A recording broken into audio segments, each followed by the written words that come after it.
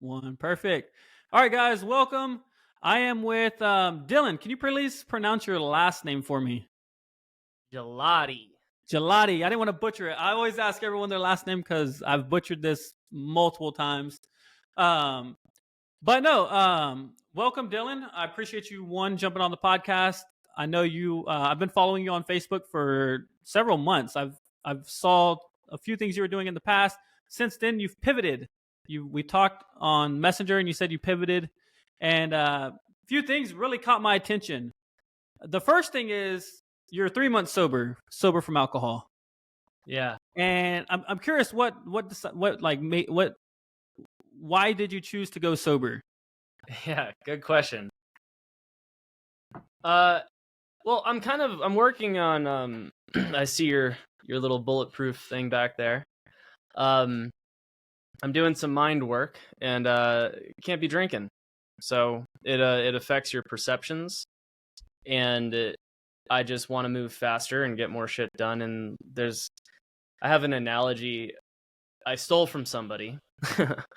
The analogy is basically, if you're like this, you're operating like this Ferrari or a Lamborghini, and imagine this Lamborghini has just appendages hanging off it. It's got all this unnecessary shit, right? And the faster it goes, the more that stuff's going to kind of like fly off the car, and the more streamlined it's going to get. So I notice as the faster I start going, the more unnecessary stuff in my life can kind of just fall away, and I forget about it. So it wasn't like I had this big, like, I've got to quit drinking because I'm a drunk. No, I just forgot I just kind of forgot to drink because it was like in the way. So You're just too busy. Yeah, pretty much. And then I had this realization. I'm like, oh, I'm 3 months in. Damn, I didn't even realize that. And then everyone's like, congratulations. And I'm like, oh, okay, thanks, guys. It wasn't ever a problem, but whatever. To me, it was a slight problem for me because I work at a bar. So it was a problem for me. But I'm at that point now where you are, where it's like I'm 15 months in, and it's like I don't even care about it anymore. I could care less. Congrats, man. So you never had any problems with alcohol? You were just like, yo, I'm trying to go to another level. Alcohol is not the thing. I'm not like, it's there, but like I'm moving so fast, I don't even care about it. Yeah, pretty much. I just kind of like I don't believe that. Like, okay, when it's a problem when you can't stop doing it, right? But if you can have a conscious choice, I think if you could just consciously be like, yeah, I'll just have a glass of whiskey or something, it's not that big of a deal. I never had that problem. Like, I just would be like, I feel like drinking tonight, Yeah. So you're big into mindset. I noticed I scrolled your Facebook, and I've been doing my research. You're big into mindset, and obviously you know who John is, Bulletproof. My mindset with alcohol is this right now. This is the way my mindset thinks, and let me know if I'm wrong. I really want to know if I'm wrong. So I think that there is no in between with alcohol. Currently, this is my current state of mind. Like breaking a little would mean breaking a lot. Like there's no in between. And currently my perception is right now is like you have to be sober if you want to really grow a business. But I'm willing to be challenged because I know like it's just something that I probably embedded into my head, so I won't drink. So I'd really like to. Yeah, so I believe that it's the resistance to it that is the problem. So if you notice, like for example, there are people out there that have addictions, right? And basically when I've ever helped somebody, I'm not like an addiction specialist, but I noticed the more that person resists the behavior, the more like they'll stop for a while, but then they'll come swinging. The pendulum will swing back hard, and they'll just do it way more extreme, right? Yep. So I live in a more neutral like zone where, and the result of that is I'm not resisting it at all. So I don't crave it. If I'm around it, I'm not thinking about it. I just don't care. It's not even like in my mind at all, right?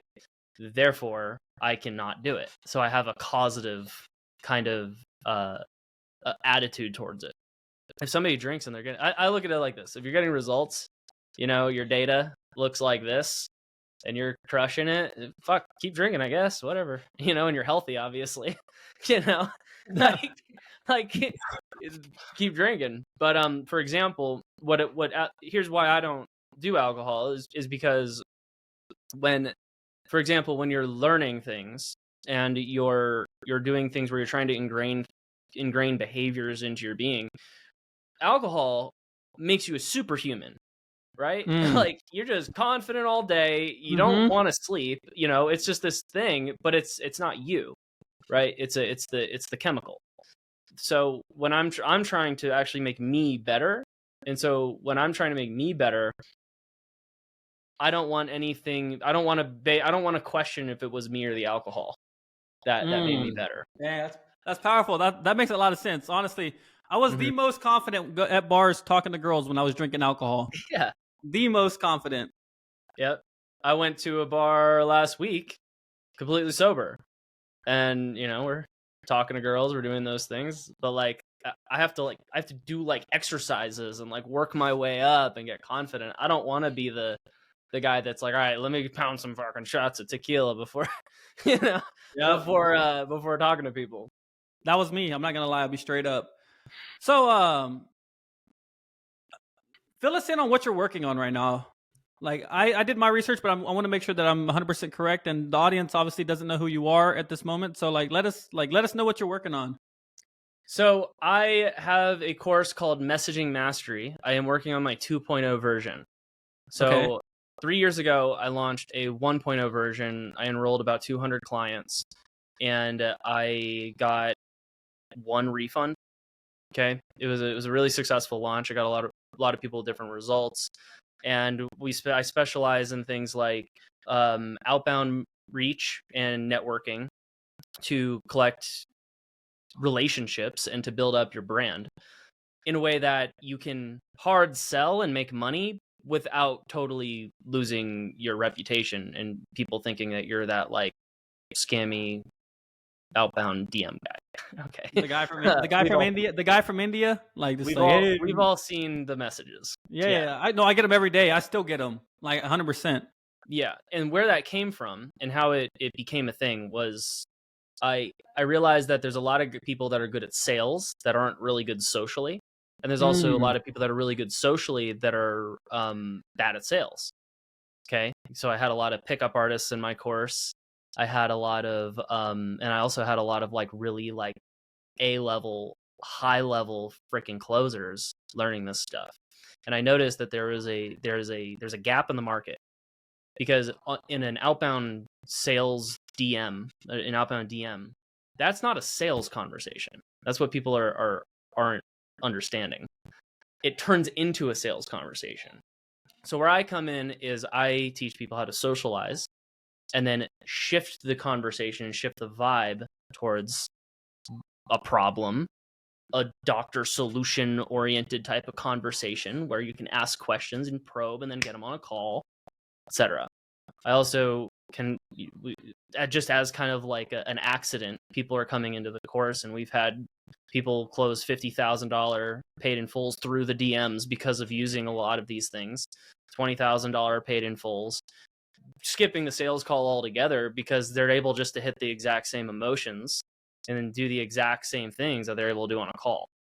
So Messaging Mastery has turned into kind of a Frankenstein of my socializing days and my sales call days and my mindset stuff, and it turned into this monster of a methodology.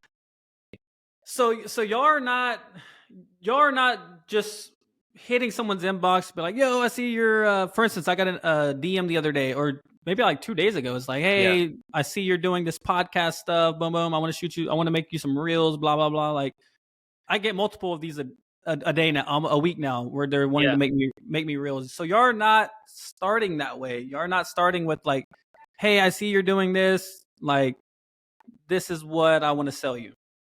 Right? No, absolutely not. Here's why. Do you trust those people? Not normally, because half the time, like if it was something I needed immediately, I might entertain it. Like if I was like, yo, I was already looking for this and you messaged me at the right time, yes, I would entertain it. But most of the time they're not. Why not? Why wouldn't you? Why don't you trust them when they're doing that? I don't trust them because I don't think they're gonna make me money. Okay. So Like, here's why. To be real, like I don't think it's they're offering is gonna make me money.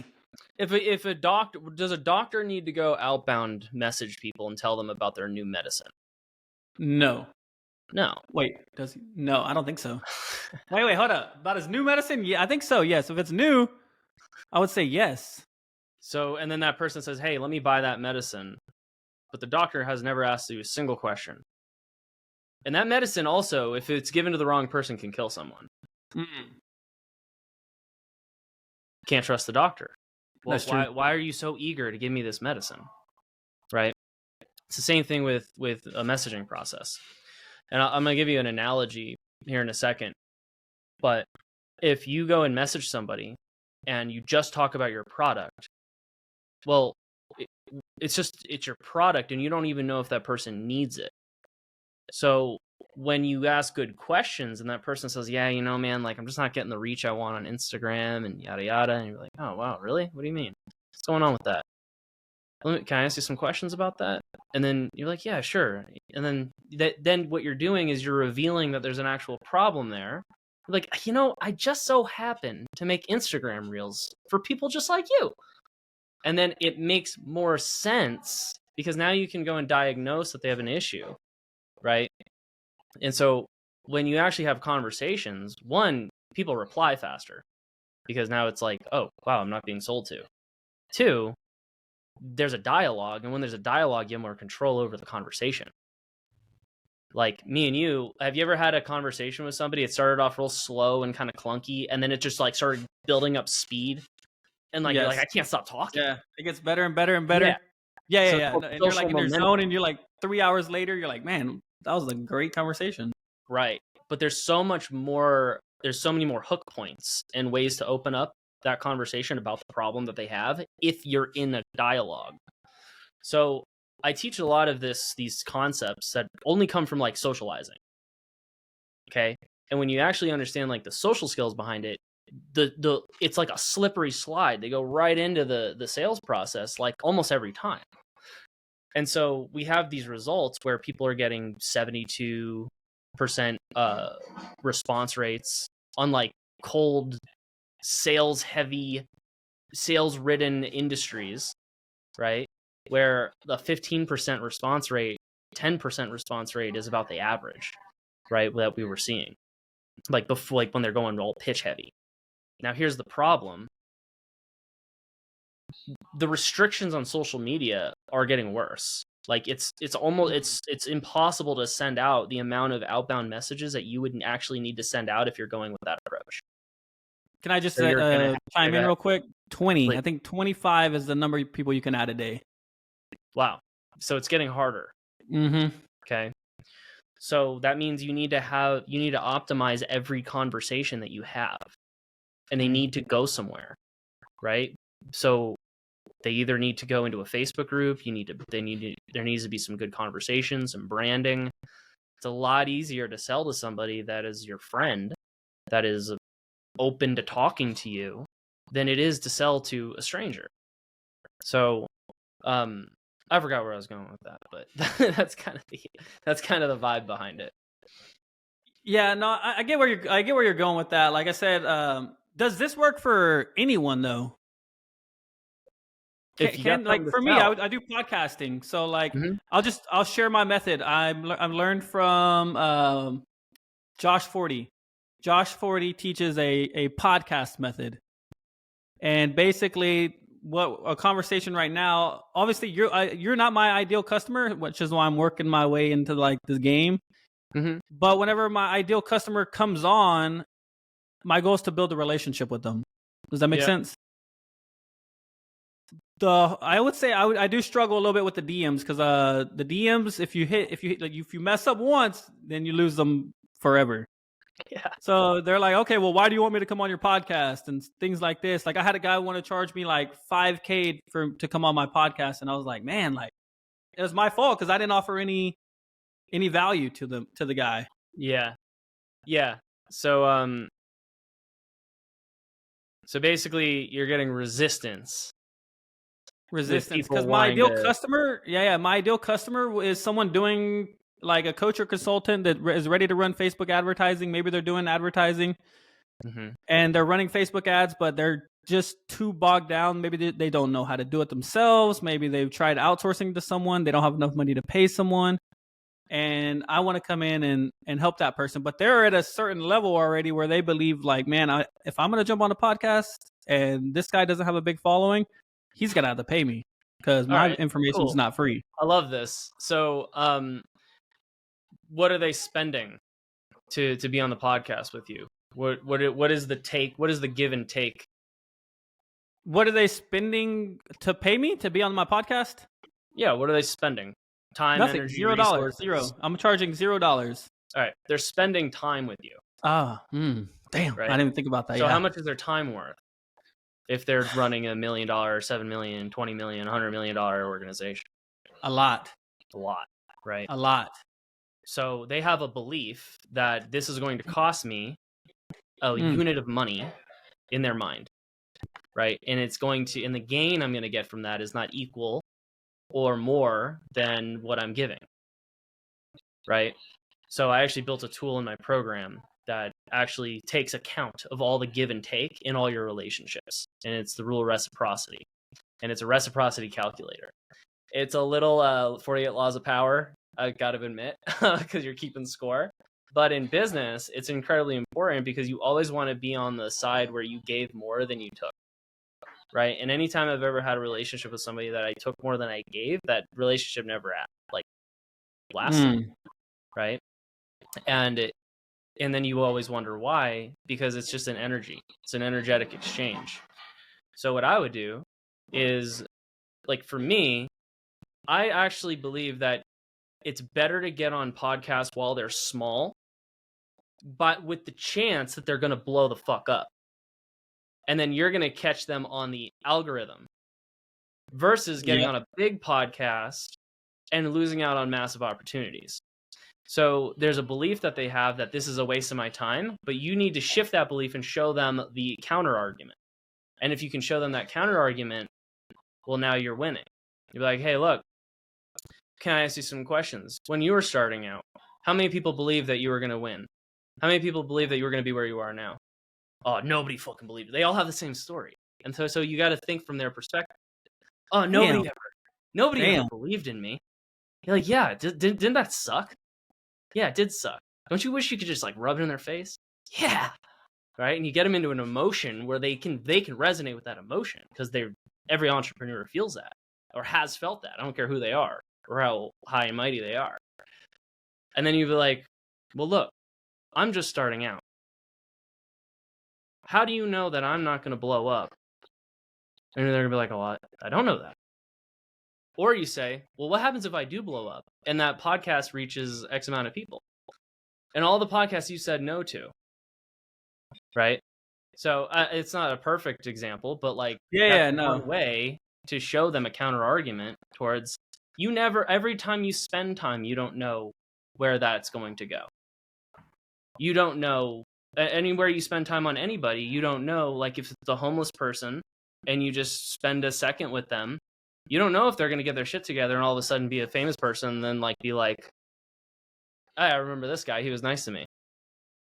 Yeah, the dynamics might change because who knows? Like you said, the podcast could blow up. I could have millions of views, and then now he wants to come on my podcast, and I'm like, whoa, hey man, I tried offering you whenever I had no following, and you told me 5K.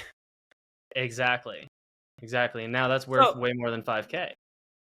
So you help entrepreneurs master the DMs. I'm curious, how did you come up with that offer? Like, how did that offer like hit your brain to where you're like, okay, this is the offer. This is the offer I need to do. Because coaches and consultants out there, the biggest thing they struggle with is offer. Like, I don't know what to offer. Even me, right now, I'm still struggling.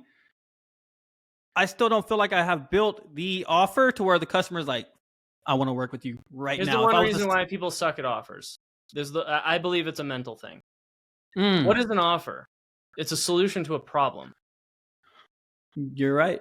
It's It a is. solution to a problem. And you ask me, why did I pivot?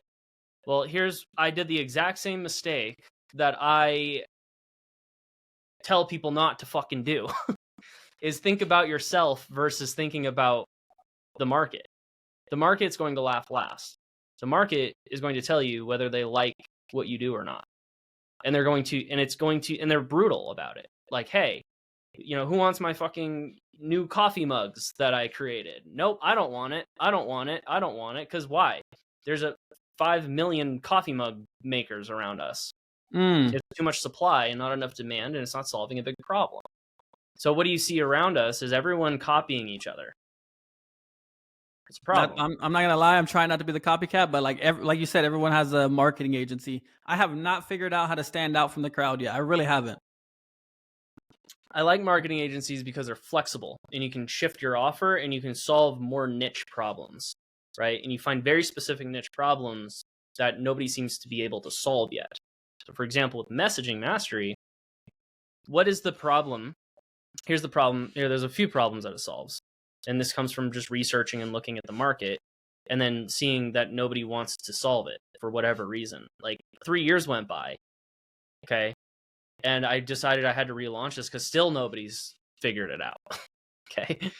And what's the problem? Coaches, consultants, business owners are spending all day in DMs. So you have no control over the DMs. They don't understand. They can't move it in a direction that they want. And they're given a script that's been passed around the internet from guru to guru. And everyone knows what that script is. And now as the market evolves and it changes, the script, it's like when all you have is a hammer, everything looks like a nail. So everyone's like, I'm going to use this script on everybody. When there's the guy who's cold and he hasn't really figured you out yet, hasn't watched your content. There's the guy that's warm. There's a guy that's a referral. There's a follow-up. And there's all these different dynamics going on that need a dynamic, interchangeable script. And so what I came up with was a way for you to actually build skills, not rely on scripts. And then what we do is we write copy and we write the scripting around the market and around the problem. And it just gives you more results, right? So the problem is there's diluted scripts everywhere.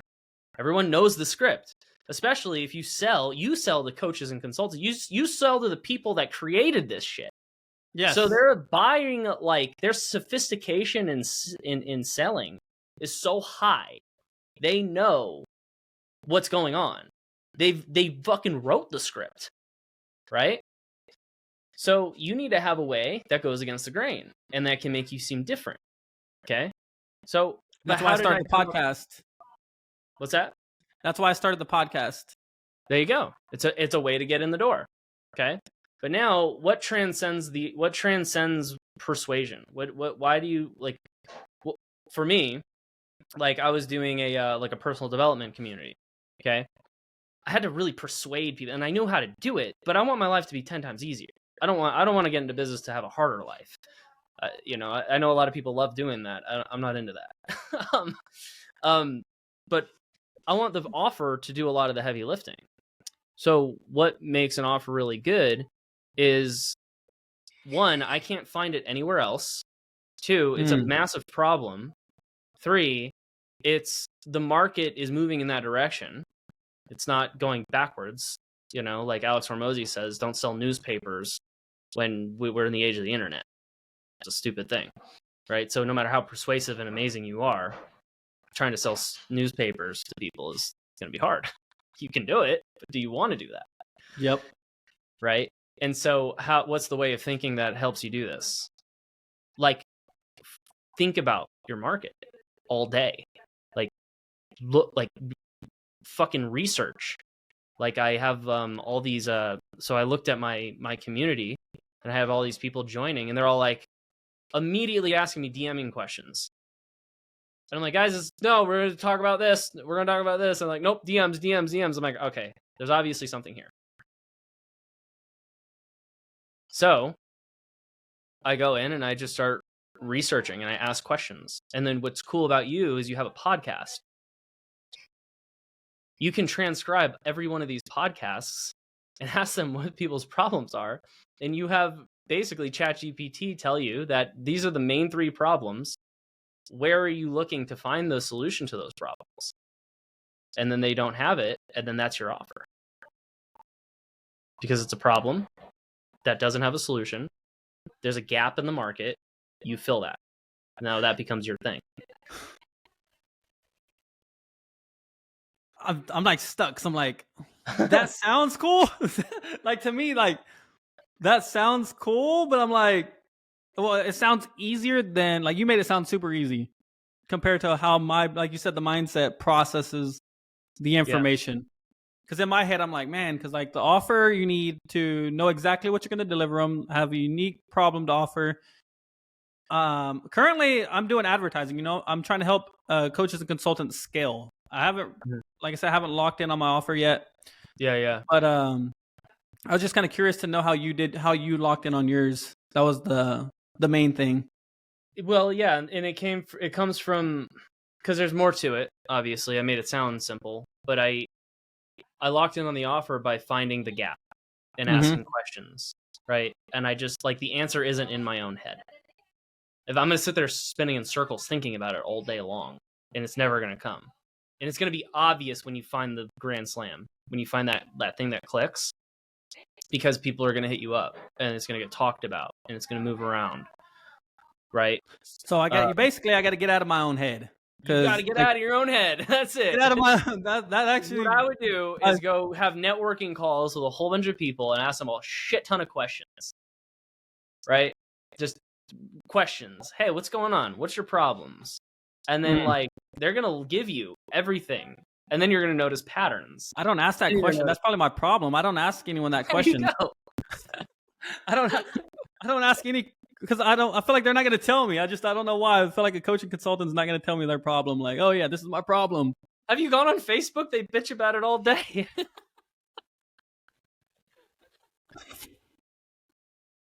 All right, so you now help entrepreneurs master the DMs, but back in, I think it was March. Was it March of last year? You were doing something slightly different called the game. Mm-hmm. And I was super interested in that, because at that moment in life, I was actually trying to level up. I was trying to level up my character. As Andrew Tate says, you have to level up your character. Yeah. And I'm curious, how many levels are there? And how is someone, how do, like, for instance, yourself, how are you leveling? How do you know what to do to get to that next level? So, first of all, it's my philosophy on life, is that we're living in a big ass game. I'm locked in. You got me. It's a big simulation. No matter how you look at it, it follows every rule of the game. Okay. So what happens when you decide that you're gonna go solve a problem, or you're gonna go like you're like, I'm gonna go create the most badass advertising offer ever, and that's your intention. So you set a goal. Now what's gonna happen as a result of that? What do you think? I'm trying to think, because if it was me, I'm going to be stuck in my own head. Okay. Well, there you go. You're getting met with resistance. You created a game too, or you're kind of creating a game. If you're starting something new, I feel like you're starting in level 1. There you go. So you set a goal. A game has a goal or a purpose. Okay. So your purpose now is, I'm going to go do that. And what happens is, boom, mental block hits you in the fucking head. I'm in my head now. Boom. There's your fucking, there's like the skeleton with a sword coming after you, right? That's the first level of the resistance. Like, you're gonna always get something that hits you, right? Okay, now you're like, okay, cool, I fucking got over the mental block. Now I'm gonna go talk to people. Then you get objections that people don't want to talk to you. And you're like, shit, there's another challenge. And what happens is, the closer you get to the goal, there's always a challenge. It's always coming after you. You have a force. There's going to be a counter force, and it's going to do this every time. So my offer right now, when I'm like, I can't figure out my offer, that is like that. You got it. force or that next challenge. I haven't overcame it, so I can't progress to the next milestone. And it's always an inner thing. There's a big inner thing, and then there's always like an inner resistance. So every time you level up, there's like a new mental block that pops up out of nowhere. Damn. Yeah. And so if you really want to go down the rabbit hole here, I do. I'm like, okay. So read the book Kabbalion. You probably read it if you're in John's stuff. I have not read it. I have not read that book. Okay. Well, that's what it is. So we're essentially in a giant mind, and it's a mind of your own creation. It's your mind. The mind and the subconscious is physical matter. If you zoom in on it, it's quantum particles. That's all it is. It's units of mental energy spinning in circles, creating matter. And it's yours. It's your universe. Okay? Now, this is one school of thought. It's the school of thought that I subscribe to, and every time I subscribe to it and I spend the most work on it, it's the one that gives me the most results. So there's going to be people who are like, no, that's not true. We're not in a game. We're fucking blah, blah, blah, blah. Okay, cool. Whatever. I don't care. This is what I believe. So, well, if you notice, what is a mental block? It's you playing a game with yourself. You created the mind so that you could have resistance, because if this whole thing disappeared, the physical universe, the mind, the mental blocks, the resistance to making an offer, all this shit disappeared, you would be just a unit of awareness. And you'd be bored as shit. Imagine if everything you did was so easy. You just, I can create that, I can create that, I can do that, blah, blah, blah. I would feel like everything, it would seem very unreal. It would seem unreal. And it would also, it wouldn't be fun. And you wouldn't learn anything. And you wouldn't have this growth and all this cool stuff that happens. And you wouldn't be proud of it. Because it came so easy to you. So, if you look at the structure of reality, it's a game. It's a game.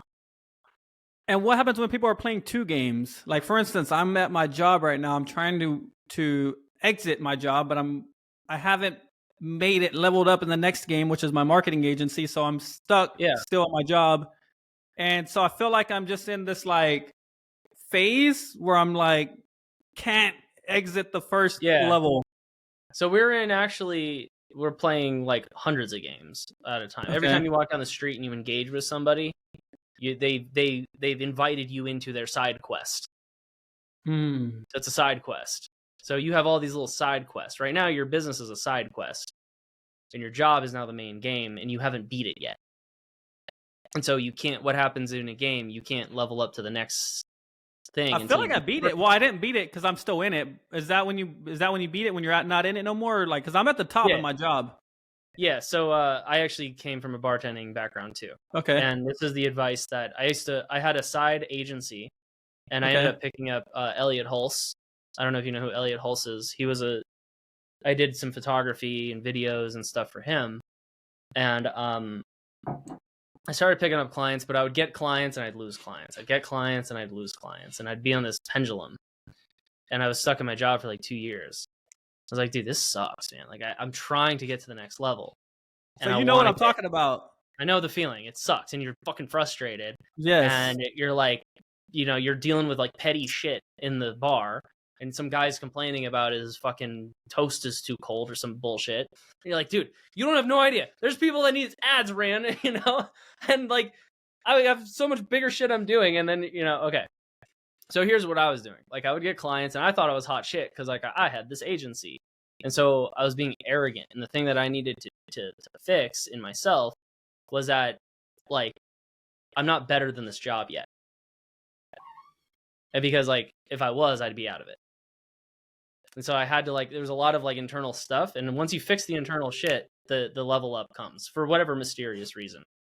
So I'm out at, we had kind of like an end of, I don't know, like it was like spring break and we went to the beach and it was all the people that worked for Elliot. And then Elliot was there and he just got done with a 14-day fast. So this guy like didn't eat for 14 days. And so he like lost all this weight, and he's like kind of just like coming back to life, eating. He had a beer, and I'm sitting there talking to him, and I said, "Hey, like, by the way, I'm doing your content because somebody externally hired me in." And we're talking and we're chatting, and I'm like, I have a question, because everybody's asking him questions. He's like if anybody from like 10 years ago, he's like everyone's male role model, right? Every guy. Do you know who Elliot is? Elliot, he's a sales guy, right? No, Elliot Hulse. No, I guess I don't know him. I'm thinking of a different Elliot. I'm thinking of Okay, Elliot. no, not Andy Elliott. Okay, Elliot Hulse is like, just look him up. He's like, I'll look him up. masculinity. Yeah. So he was like, all right, well, see this beer? I'm like, yeah. And it's like this full, right? And he's like, all right, here's a cup. This is your job, this cup. And this empty cup is your business. Okay? As soon as this fills up to the point where there's too much, it's going to overflow into your business until the business fills up, until you can leave.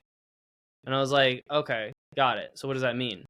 He's like, well, once you start showing up to your job with like being impeccable, like you're like the best and you're crushing it, it's going to transfer into your business. And I was like, I'm taking that and I'm going to go do it. So I bought like new clothes. Like I got the bow tie, the black button down. I was like sharp as shit, haircut, slicked back. I'm going to hit top sales, waiting tables, selling wine, selling oysters. And I would think I was top sales for 3 months in a row after that. Right.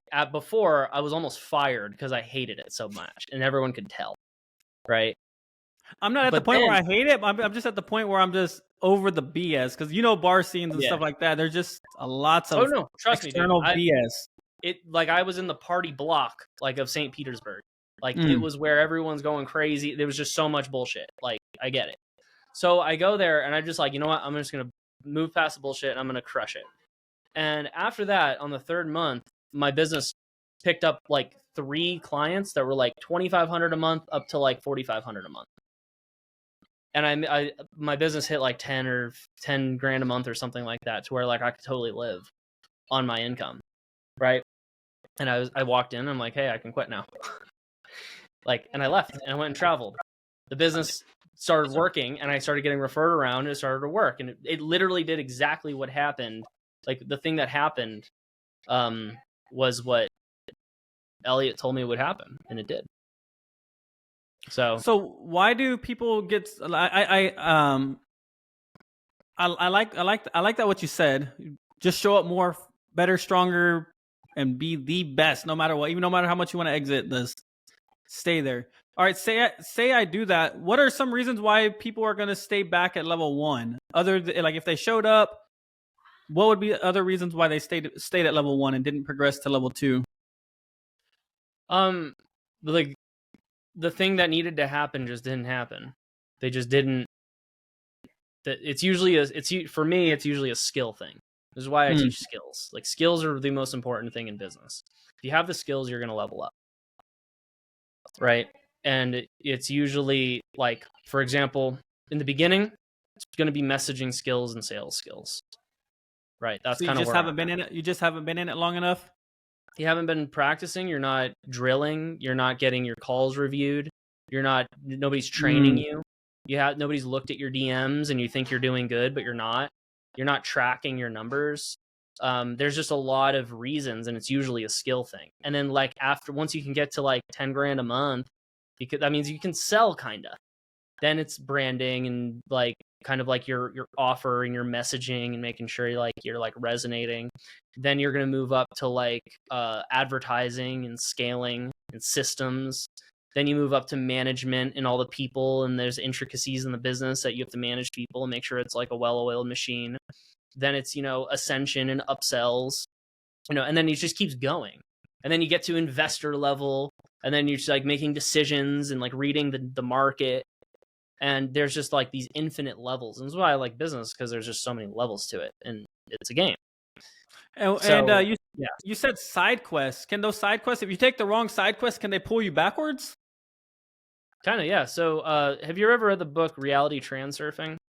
You're introducing me to a lot of new books. So Reality Transurfing is about, they're called pendulums, he calls them. And so a pendulum is like a distraction. It's like an emotional, charged up distraction. And it's designed to be like, it is a game. And it could be just, and we call them small games. So there's your big grand game that you want to play. But then you keep getting into these little petty games. For example, arguing with a guy at the bar. Like, should I be involved in this little game?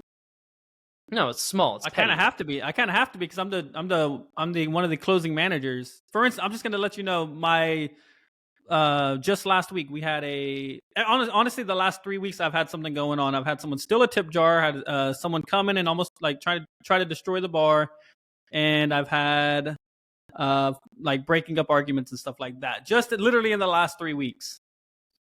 And is it usually like that? It's getting worse and worse. Like it's not normally. That's a sign that you're about to level up. Really? Mm-hmm.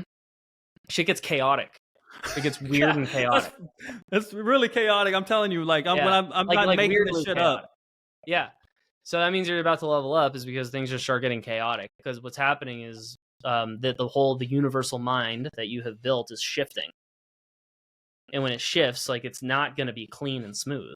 It's going to be a thing. So like, and how you know is because you're setting it harder. Like, is your intention more or less in the past?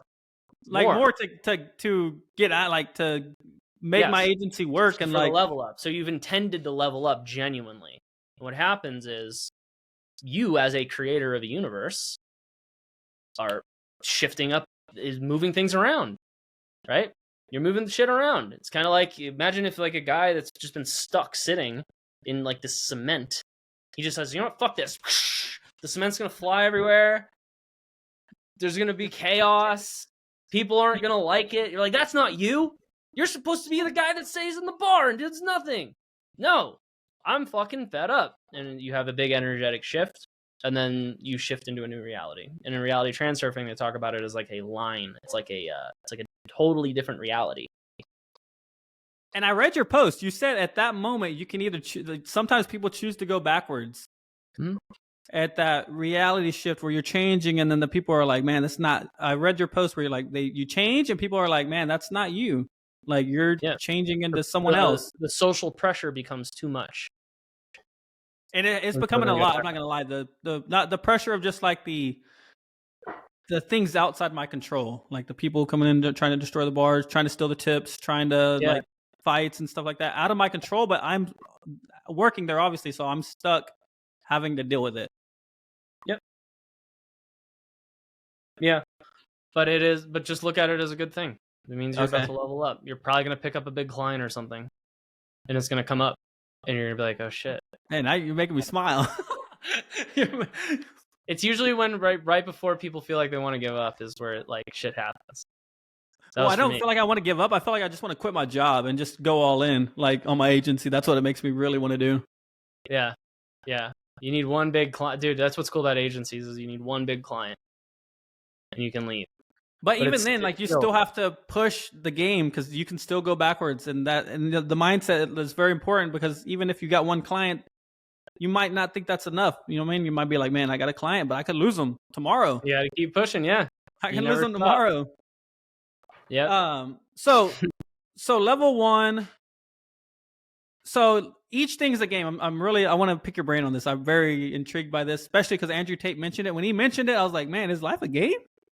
I was like, have I been playing a game this whole time? Yeah. And so honestly, I feel like I'm at level. If I could look back in my life, I was not as focused as I am now. I've been following mentors like Sam Ovens, Dan Henry, all these people, and I have leveled up. I'm not gonna lie, I did level up. If I look back, I'm not drinking alcohol. I'm not overspending. I'm actually saving my money. I don't go out right after the bar's over and go get more drinks. I'm not partying on the weekends. Like I have leveled up, but Like I've leveled up internally, but I just haven't seen it externally with like money coming in. And I don't know if maybe that's a mental block that maybe people have in their minds where they're like, or it's just I'm almost there, like you said, where I'm about to do it. I'm about to level up and just got to keep pushing. Are you tracking your data for sales? Yeah. Yes and no. I'm only doing 4 podcasts a week, a month, month. Yeah. So like, reality is numerical. Reality is numbers, right? It's ones and zeros. It's the matrix. So it just gets like, reality is like very raw and just like it is what it is. And so you'll level up when you hit the numbers that you should be hitting, right? And so if you look at it, like if you can like genuinely be like, I deserve to level up, you'll level up. Like I've done everything. I have hit every number. Here, if you sent 50,000 DMs, would you get 1 client at least? Yes, 100%. There you go. That's your no answer. Matter what. Dang. So how do I? So if I'm doing the podcast method way, it's gonna. I just need to I would do is I would track it. So I actually had a buddy who was doing networking calls. Okay. And I said, dude, no networking calls. Go straight on a sales call and pitch him, bro. He pulls up his data, and he's done about 80 grand, all from networking calls in sales, in like a few months. And I'm like, okay, just fucking keep doing it, whatever. Like it doesn't matter. What does it say? Does it say keep doing it? And so if the podcasts are getting you fucking lay down sales, keep doing it, right? But like what people do is they get attached to shit. Like for me, I was attached to the game. Like this is the fucking thing that's gonna make me millions, and it's like, well, so far, no, it's not. Sounds cool, but then when I say, hey, it's this much money, it's like, nah, I don't know, I'm not feeling it. But this thing, I can't get people to stop buying it. Damn. You see the difference? So that's what I want, right? But the data will tell me, right? The data is going to tell me how, like, is it working or not? So if it's working, it will show you. It'll be a fucking glaringly obvious thing. So, podcast ain't doing it, then it's not a podcast. And doesn't I can't say it's not doing it because I haven't actually got my ideal customer on a podcast yet. Well, then there you go. So like once you do, like this is how you know is you do a lot of it, right? You do just a lot of it, but don't like put all your eggs in one basket.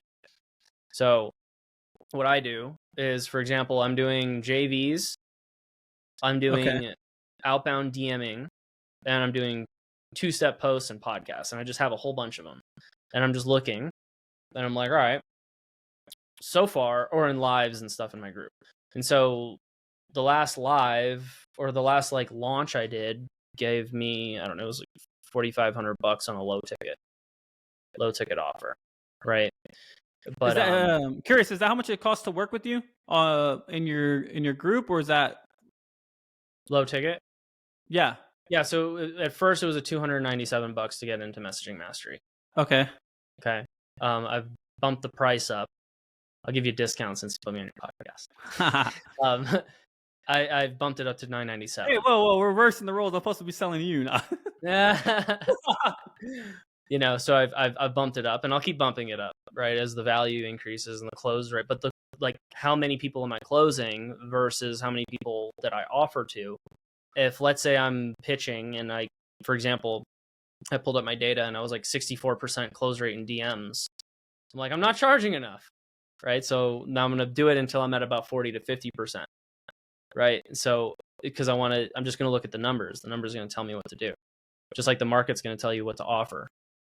Right. So when you first started, you had to start somewhere. You know what I mean? You had to start at the very bottom when you thought the idea, maybe you were working at the bar, you were doing something else, but you thought of the idea. You're like, yo, I should do this. And then you're like, okay, well, now I got to create the offer. And then now I got to create the pricing for this. Like, how was that? Like, how was it justifying that price to your prospect when you had no clients? I just work for people for cheap or for free. Like I still do that. But do people because there's a concept that says that people won't value you if you're offering it for like cheap. I don't know. I don't listen. I don't know. Like, there's concepts in coaching on everything. Everyone wants to tell you their 2 cents. How do you know though? But how do you know what's real? Is you do it and you test it and you see it for yourself. It's your own subjective reality, anyways. So, if that's the case, then like I don't give a fuck what everybody tells me to do. I don't listen. Like, I have mentors, but like for the most part, just like I tried to coach my friend on networking calls don't work, but he literally is 92% close rate on offers. The fuck, I don't know what he's doing. It's just working. It doesn't matter what he's doing. It doesn't matter what the sales guru told him to do because his numbers are better than his. So great, keep doing what you're doing. I don't know what's going on with my camera, but No, you're good. Yeah, so like it everything is just kind of like you don't know if something, like, I don't care how established or how amazing somebody is. Like, if what they tell you doesn't work, and no matter, and you've done all the heavy lifting and you've really put in the effort, then at least you can say that thing didn't work. So you got to go do something else, because it just works different for everybody, right? Everything's different for everybody. Doesn't mean don't go get coaches, but it also means like get coaches so you can have more information, because the data and the information is really what you need, right? Especially at the early levels, because you can't afford the ignorance tax. You know? No, very true. That is true. You cannot afford that. I do agree with that. Yeah. I'm sorry. Did I answer your question, or did I go off on a tangent? I think you answered it. I'm already off. I'm already looking at another question that I want to answer, because I'm really big on this. I'm kind of curious, what was that shift for you? Because like you were, I'm not saying like you were working your jobs. You had jobs before this, correct? Before you're building an offer. Like 14. 14. What 14 was that like shift to where you're like, one, I'm tired of being in jobs and I want to start my own business? Or like, what was that shift to be like, I'm ready to be an entrepreneur? Like, and also, I think I was 19 or 20. Okay. And I saw a Ty Lopez ad. Ty Lopez. But it was before that. I kind of felt like that I had this laptop and I was like, I think I can make money from this thing. Like, it was just like an epiphany. I remember I was at my ex-girlfriend's house in Orlando. I was sitting there and I was drinking with her neighbors, and I was like, dude, I bet you I can make millions with this laptop, bro. So there's a way, whether it's stocks or something. Like, I just had no idea that like the online world existed. But then the market awareness and the paradigm has gotten so much more. Everyone is trying to make money online now. Yes. You know, so that was over 10 years ago. Almost 10 years. Yeah, it was about 10 years ago when I had that epiphany. But then I see an ad from Ty Lopez. I go through 67 steps. I bought that. And I'm learning about like how to think and all these things. And then I just consumed information to where I was obsessed with it. And like, you know, I'm not, you know, Deca multi-million-dollar business, but like I've done like multiple types of businesses, right? I've done, you know, inbound closing and sales and launched courses and worked with different clients, and like the opportunity and the ability is there's so much. It's like overwhelming amount of opportunity. But the person you were, what really broke the person you were back then? Because I'm a big fan of Sam Ovens, and he says the person you are now, let's just say back in your job, is not capable of being the person that accomplishes all these major goals that you want to accomplish. And you have to really break that old character and transform into this new character, and they're going to fight each other every single day as you basically try to level up. So like, how were you able to fight that old character to transform into the new character? I don't believe that. No? I don't believe that you have to become like this old character. You know, you're an old character versus a new character. I think you're already the main character deep down. And I think everybody deep down is like a powerful soul. Like, you guys are like, the human mind is a fucking beast, right? What you can do. And everyone knows it. That's why everybody gets choked up during hero movies and stuff. They see, like, you see it and you're like, God, that could be me. You know it, because it's not that Yes. it's not that you're like, I got to go become a new person. You're basically getting reminded of who you already are. That's why it's affecting you. That's why it's emotional to you. And what happens is we just have this learned behavior, and we have all this stuff like traumatic events and things like that we just spend time getting rid of. And the more you get rid of it, the more you become the real OG avatar in the game. How do you know you got rid of it? Because, like I said, I did the Bulletproof 500. I dived into a little bit into Scientology because they do like the clears. They basically clear you. Yeah. How do you know? Because I'm not gonna lie, I've had some pretty traumatic events. I'm not sure if they're still holding me back. I don't know that, but like I said, I've done the Bulletproof 500. I think I made it to 1,000 already. How do you know you've really cleared like your mind and that traumatic shit's not affecting you, like subconsciously, on the subconscious level? I measure my consciousness. So I look at, like, I do kind of like a quick, I just do a quick look at, like, where am I mostly at? Am I mostly happy? Am I mostly, feeling bogged down and frustrated? Do I feel tired, lethargic? Because, like, when you're like, your mind is like wide open, and like you'll go up and down, right? But I want to see where am I the most average. Where's my lows? I just measure my lows. So years ago, like before I did any mental stuff, like my lows were really low. Like it was really like a lot of depression, a lot of like hopelessness. Like there's no hope, I can't do it, yada yada. You know that you got some shit when that's how you think all day, right? Because it's not you though. It's a mind script going on and on and on and on and on. But then, like, now my lows, like, I'm not, emotionally pure. My lows are like frustration, antagonism, like, fuck, God, let's go. Like, yep. I'm like constantly, like, I have a lot more energy. Like, I'm trying to like pound through shit, right? It's more aggressive. When before I didn't have enough energy to do shit. I wanted to lay in bed. So it's just how am I measuring energy? Because you're an energetic being. You're not a big hunk of meat and brain matter. You're energetic. And so you're lighter and energetic. You'll know. You're just like, or also, do you have thoughts in your mind all day? Yes, then there's a voice in your mind. That's your mind. It's there. It's also not something to resist. It's not something like, I have a mind, I have to, like, no, it's just allow your mind to do its thing. Like, it's there. Just don't be it. Don't identify with it. Like, if my mind says, hey, Dylan, go jump off a bridge, I'm like, that's my idea. No, it's not. That's my mind's from fucking 3 past lives, it came up and decided to say, it does weird shit. Your body does weird shit. It's just there.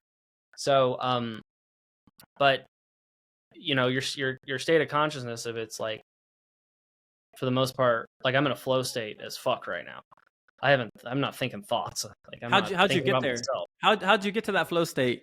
I work on it all day. I work on it a lot. I confront things. So, like, if there's a thing I want to avoid doing, like, if I go confront it, I'll feel better. But what'll happen is if I avoid it, I'll think about it all day. That makes sense. So, that's I feel like that's where I am at the bar. Like, yeah, it's organizing your life. It's just keeping things organized, not worrying, not wanting things. So take an inventory of what you want. Like, I want to be out of the bar really bad. Once if you stop, how about this? What if you had to be in the bar all day for another 5 years? Could you be okay with it? The answer is 5 years. Hell no. I know. Well, then you're not ready. You got to be totally, like, what happens when you walk up to a girl and you really want her? You don't get her. You don't get her. She runs away. It's the feminine. The feminine is the physical universe. You're the masculine. The masculine needs to be centered. You should be happy no matter what. That makes sense, because the management, like, everyone wants to be a manager at the bar, and I had the mindset where I was like, I really, honestly don't even care if I'm manager. I like, bartending's fine with me. If you're not making more as a manager, and next thing you know, I'm leveling up to a manager. Yep. I'm like, the fuck? Like, Exactly. So if you could do the same thing with your business, but also like you it's an intention. An intention is, okay, say I really want to pick up my coffee mug. I really, really want to pick it up. Why am I not doing it?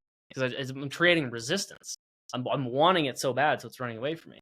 But then if I have an intention to go pick up my coffee mug, it's just doing it. It's like, okay, picked it up. If you had the intention to leave your job and go build a business, it would be like, all right, what are the numbers I need to hit? I'm going to go build out the tracking. I'm going to go create it. I'm going to go do the thing. I'm going to go ask my customers what they want.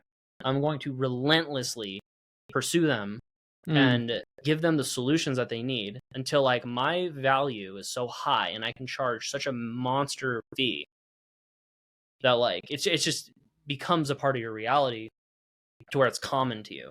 When it's common to you, it's easy. It's like, this is just another one of these things. You'll say no to people. Damn. You know? That's how you know you're ready. It's intention versus want.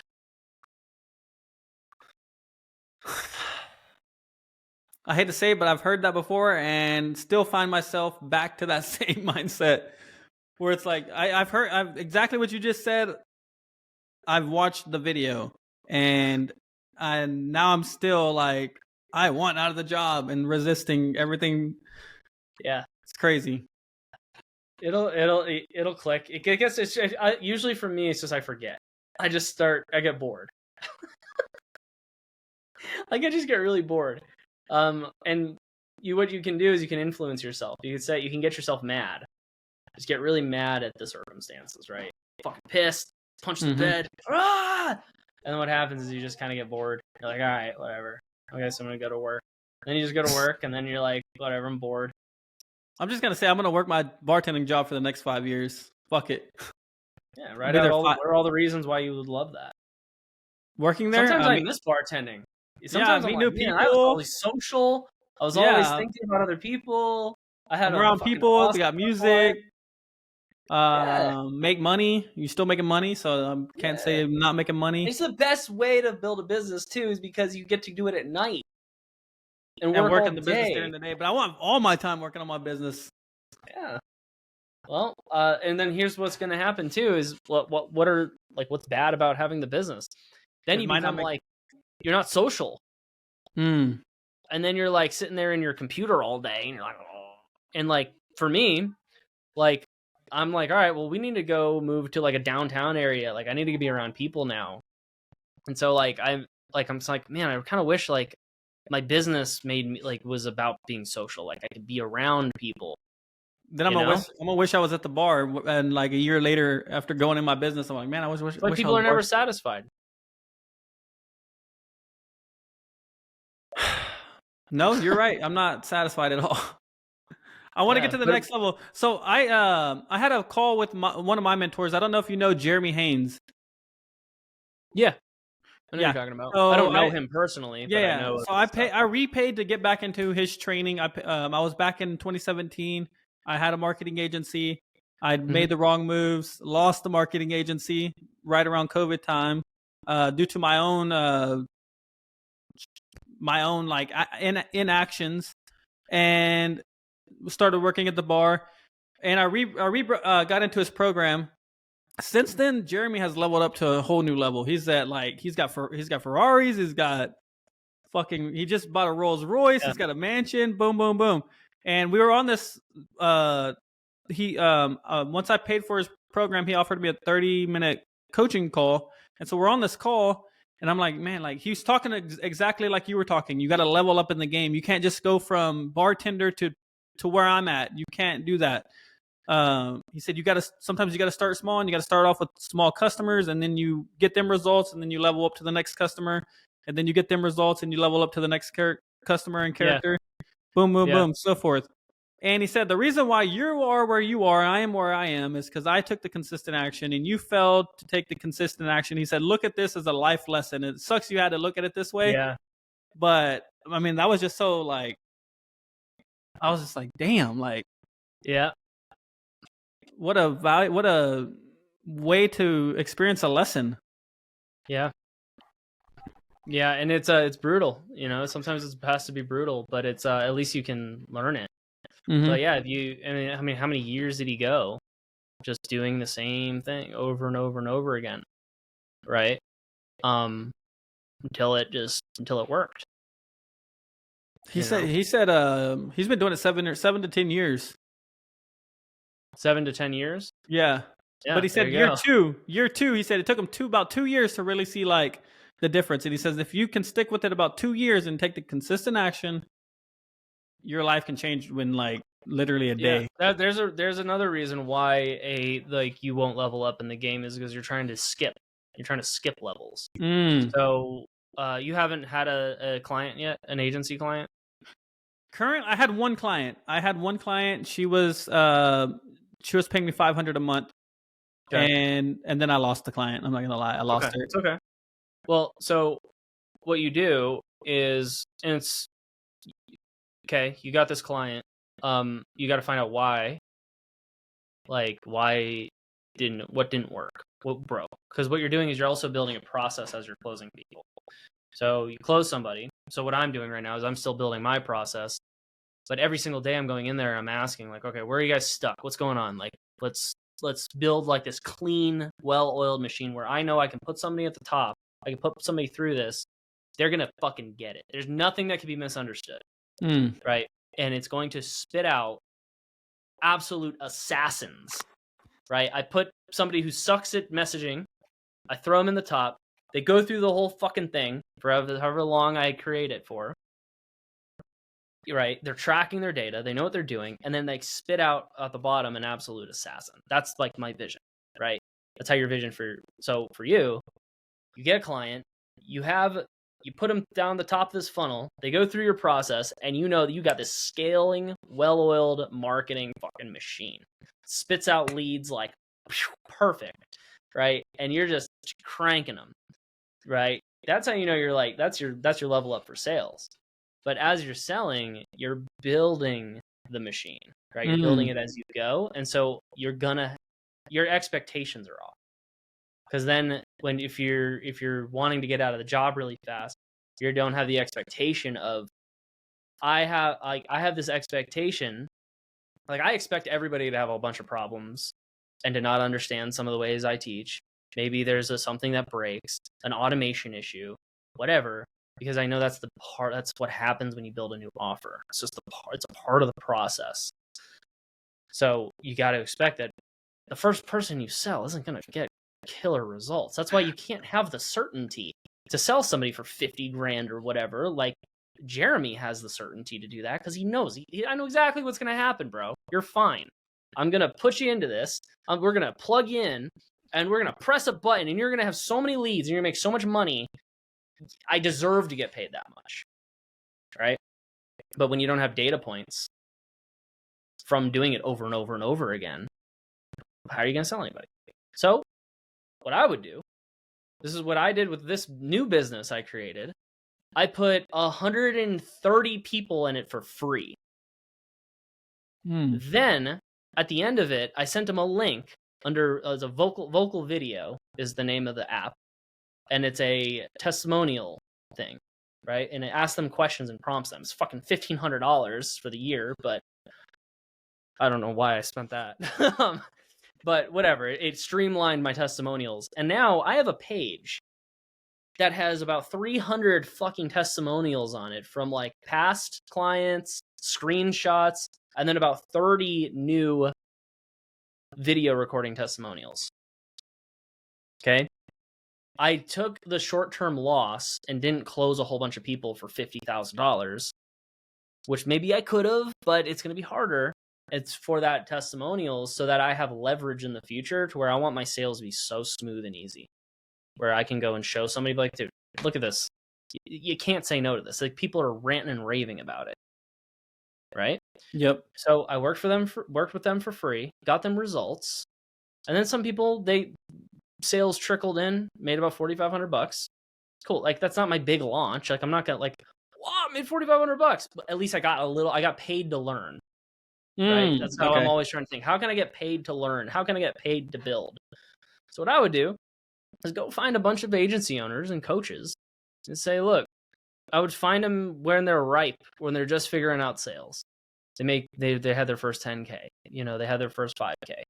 And we're like, look, man, like we could run some ads and do them on an easy ad, like an IG messenger funnel or something easy where they can get leads and they can get excited and get them a quick win. Like, hey, let's just get you a conversation. It's free, $20 a day. And then you learn, and then you're like, all right, cool. So that didn't work, but that did work. Cool. And what happens is you're going to be able to stamp out a process because you've tested so many different angles. And now you coin that process. That's your thing. And people are going to want it when it works. Because you're in advertising, sales, it's like it works or it doesn't. It's very linear, very black and white. Yep. Right? If it doesn't work, it doesn't work. Fucking who cares? Figure it out until it does work. Right? And then you work with a bunch of people and you do it in exchange for a testimonial or a referral. And you do this, you can get 10, 20 people doing it. It's easy. Right? Because it's free. The only thing is they're trading you for their time. Now you have something that like works. Okay? Maybe 9 fail, 1 works. Then you try that with another person. This is like Thomas Edison creating the light bulb. Fail. Got it. Figured it out. Okay? And now you have this fucking unique selling proposition. Like, hey, you know how most people, they say run ads, they build the funnel, they do the thing, and it never works? Well, what we do is this, and it works fucking 10 times better, right? And then you have all these different angles or different ways that you can make the process work really well, and like things you could add to it or subtract. Then you find somebody that's willing to pay you $2,000-$3,000 because like you always have to play devil's advocate. What could the objection be? The objection is going to be, the objection is going to be, they don't want to pay me because they don't know if it's going to work. There you go. That would be an objection. So if you don't have a big bucket of proof, then that's a reasonable objection. No, very true. Very true. And I'm not going to know how to overcome it. I'm like, fuck, yeah, you're right. You're like, shit. Yeah. Cause now that you believe them and it's just a battle of beliefs. Jeremy believes in his results because he sees it every day. Damn. So like, how are you going to win on a sale? How is he going to win on not win on a sales call? You're like, that's stupid that you think that this wouldn't work. Look at the results. No, so that was levels. Level 1, just go in, don't even charge. Level 2, start charging. Level 3, charge a little more. Level 4, more. Yep. And now here's what happens: is I'm seeing it now. I'm like, if you go and charge somebody, there you go. If you go and charge somebody a bunch of money, and it didn't work, well, you haven't fucking gotten to the level where you find the thing that works. For me, like messaging mastery, I know it works. Like everybody fucking gets results. It literally always works. And you unless have somebody proof. doesn't do anything. And I have proof. Yeah, you got proof. A disgusting amount of proof. Right?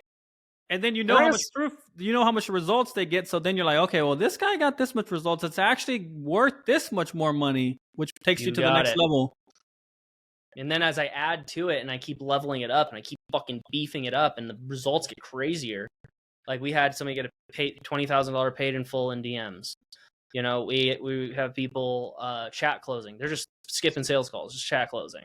Right? So, we have people pulling in their first client, So by trying to really detail my first offer before I get my first client, that would be considered skipping a level, right? Because I'm like, okay, well, let me think of the perfect offer that can charge $4K per month, boom, boom, boom. I'm trying to skip a level because I haven't really... That's the point of the beta group. The point of the beta group is to bake out the offer. Like, so the first step, the first level in any business is talk to people. I don't care what you sell. If you sell an iPhone, if you sell matches, if you sell, it doesn't matter what it is, you have to kind of get an idea of how people think. And so the first step is messaging. Go DM people, have conversations, get them on calls. What you're doing with the podcast is genius because then you're getting that shit for free and you're getting content, right? And so you get on these calls, and then what I do is I actually have a Google Doc. Okay. And then all of my conversations, I copy and paste the conversation and just slap it in the Google Doc. I copy every single conversation and I put it in a ChatGPT and I say, hey, what are the objections that people could have? What are their goals? What are their problems? What are the solutions that they're trying for those problems? Because I want to be prepared on my calls and in DMs. So if somebody says, well, how could you get me results? I want to be able to handle it. You know, I'm like, Yep. well, how are you different? Well, you know how this, and I have a whole story and a whole scripting process where I can handle it, right? Because I'm researching the market first. That's why it's chess, not checkers. Damn, this is great. I'm not gonna lie. I've learned a lot in this podcast. Hope everyone else learns a lot too, because this is pure gold. A pure gold mine in this podcast. Thanks, man. Yeah, no, this has been great. Okay, so we are at hour 15. I don't know if you want to keep going. I know you like to said your time's You got more valuable. questions, man. I'm on a roll, dude. I'm learning too. We're in flow state, like you said. We started off a little like rocky, like now we're in flow state. It's a dance, man. It's a dance. Hope to have you back on. Honestly, my first podcast that I'm doing, I'm not really doing introductions just because I'm trying to get to like know people and stuff like that. But when I do get you back on next year, I would love to give you like a great introduction and stuff like that. For sure, bro. For sure. But no, I appreciate you coming on. I could keep going because I have lots of questions, especially like leveling up. That's the big one that I feel like was great. Let's cut it off at an hour 30. You cool with that? Yeah, I'm cool with that. Yeah. Let's see. Boom, boom, boom, boom, boom, boom. I'll try to be less long-winded. No, that's great. No, keep going long-winded. Like I said, this is all about you. I appreciate you for even like listening to what I have to say and kind of diving into what. I feel like real life problems are like good things for podcasts. You know what I mean? Like I don't want to just talk about like stuff that's not going on. You're able to like show. How about this? Give me some objections your clients give you. Let's handle some shit. Let's I haven't. The thing is, I haven't had any objections because I haven't had any clients or prospects. Huh? Or prospects. Prospects. Lately everyone wants to come on the podcast. I've only had one objection from the guy, which we kind of covered. That was the 5K. It was a big dog. He was making like I don't know if you heard of Mark Barron. Mark Barron. Mike Barron. Yeah. That was the only objection that I got. But this dude's like I said, that is me skipping levels. That is me. At least you reached. Yeah, so I reached out to him. He said no, but doesn't mean I'm gonna stop reaching out to bigger prospects and stuff like that. Let's see what I can think of that. Well, so for your agency, because the agency is your moneymaker, right? And you're not making money from the podcast yet. No, I don't plan on making money from the podcast. I don't really plan on monetizing it. My goal for the podcast is one, to help people share their story. People can learn more about you by like you talking about your offer and like what you do and wins and successes and stuff like that. Yeah. So I don't really plan on like my goal is not to monetize the podcast with any like advertising or anything. Right. But I would say the biggest, like we even talked about that. The biggest thing for me is like, how do you like the level up? That's where I'm still stuck at. So like if we could look at my agency, that's what I would look at is like. So I would say I'm at level 0 in my agency. I have I had one client, went back to probably was like a 0.5. Yeah. I fell back to level 0 or maybe even negative level. What would be those levels from like a $0 agency to a $5 million agency? Agency well, I've never built a $5 million agency, so I don't know. Okay, well let's I don't know what the like 5 10 grand. Let's just say 10 grand, like 0 to 10 grand. Yeah. What would be specific levels that you think would need to be accomplished to get to that 10K? And if you fail to do this, you will not progress the level. Confidence in your skill set. It's your skill because you're selling a skill. Correct. You don't need to hire anybody. Okay. You don't need to like your confidence in your skill and your offer will transcend your sales skills. You know, so if you're like new to sales, like if you take 500 sales calls, then you're going to close at least one. You could be the worst salesperson in the world. You're going to close somebody, right? So you don't really, I don't think you need to be like hyper persuasive, because if you're trying to persuade, you're just lying. If you're trying to like here's how I persuade.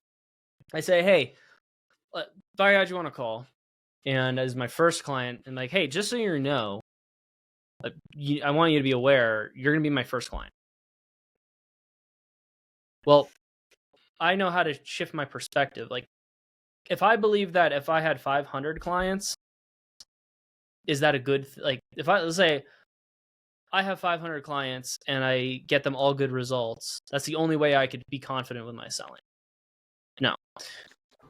They say, I'm going to say, hey, you're going to be my first client. Here's why that's good for you. I'm really incentivized to get you a killer result. If I like, if like the likelihood of me not hitting you up every single day and like, I will go into your business and I will call the leads for you. I don't give a shit what it takes.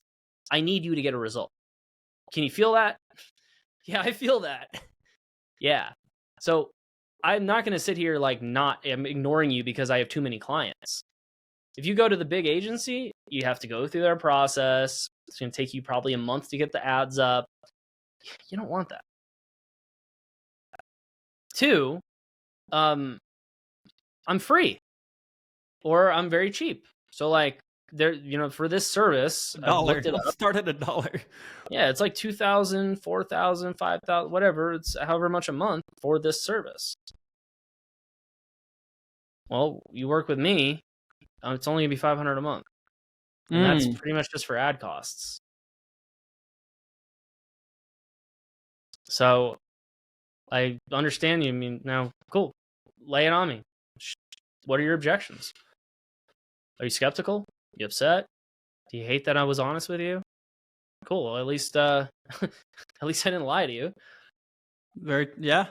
So who are they going to want to work with? The guy that's like, so yeah, I'm like the fucking best advertising guy ever, and like, is all cocky about it and like using his tactics and his $5,000 for you, and we need to get you on right now. We're gonna give you this discount if you sign up. Right, me and my team, even though it's just you. Like, just be honest about it. Like, I can't stand that. It's like, just be like, dude, it's just me.